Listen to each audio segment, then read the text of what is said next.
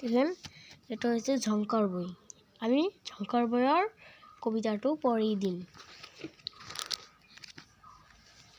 এই দেখুন এটা হচ্ছে কবিতা।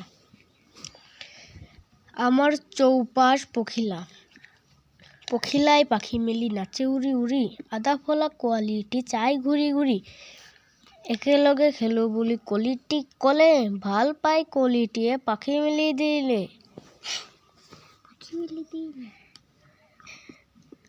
পাহি মেলি কলিটিয়ে ঝকমক কৰে, উলাহতে পখিলাৰ মন ভৰি পৰে।